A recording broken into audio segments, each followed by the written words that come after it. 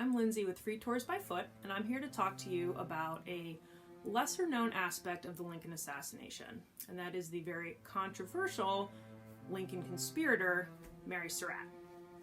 By the time the Civil War rolls around, Mary Surratt, who grew up in southern Prince George's County, is living in a tavern that her husband had built about 10 miles south of the city as a way to earn income for her family.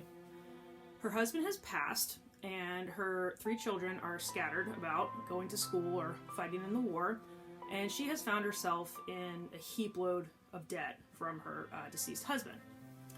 So she finally makes the very bold decision to rent out the tavern to a less than reputable tavern keeper, a man named John Lloyd, and she moves herself, her daughter Anna, and her younger son, John Surratt Jr., up to a property that they own in D.C. on H Street. Once they move inside, she turns it into a boarding house to hopefully earn more income for her family, and this is where things start to kind of go downhill. She opens up the boarding house, people move in, she is making money, so all is well on that front, except some very odd people start showing up at her door. One of which will be a very skeevy, alcoholic German man from southern Maryland, who we will later find out is conspirator George Surratt. He will only be allowed to stay at the boarding house for a few days before Mary kicks him out. We will then have a visit from a very young, good-looking man claiming to be a Baptist preacher. He'll stay for a few days and then leave. And then another very handsome young man who looks a lot like the Baptist preacher will move in, only his name this time is Mr. Wood, and he has a mustache. However, he goes up the stairs with the mustache, comes back down without it, before he will leave, and we will later find out that that is fellow conspirator Lewis Powell. But, probably most interesting of all, is there will start to be very frequent knocks on the door at the H Street boarding house by none other than John Wilkes Booth. And every time he stops by, he asks to have a word with John Surratt Jr., who at this time is suspected by the United States government as acting as a Confederate spy, which is highly substantiated that he is. Now, according to Mary, all of these comings and goings of these very suspicious people is not concerning to her at all. As far as she's concerned, they are paying customers, and whatever business they have under her roof is not her personal business.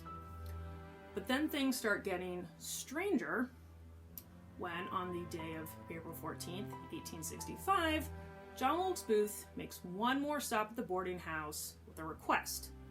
He asks that Mary deliver a package down to her tavern in Surrattsville that he promises he will pick up later.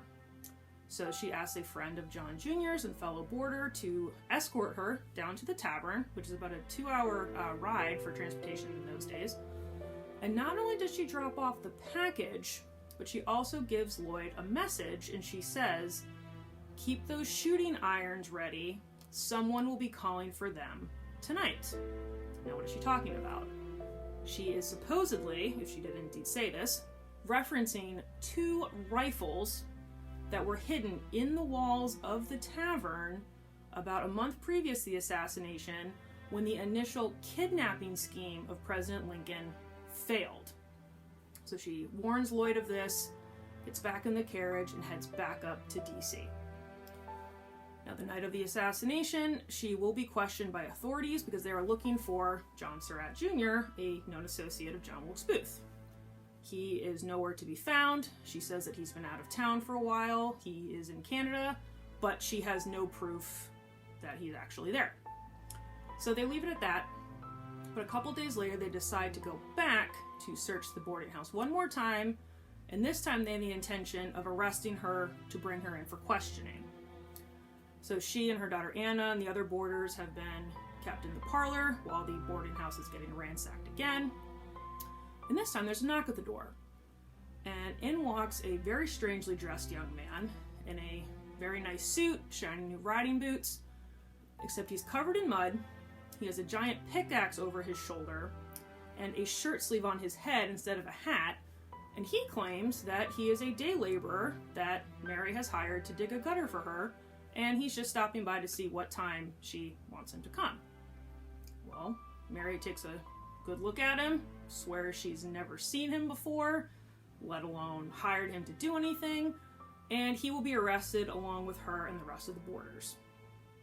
Now, after they've been arrested, a witness will come to look at everyone that's been brought in, and he will positively identify the man with the pickaxe, the day laborer, as none other than Lewis Powell. Now, if you want to find out what happens to Mary, Lewis, and everyone else, please stay connected to us on all social media and find out the rest of the story.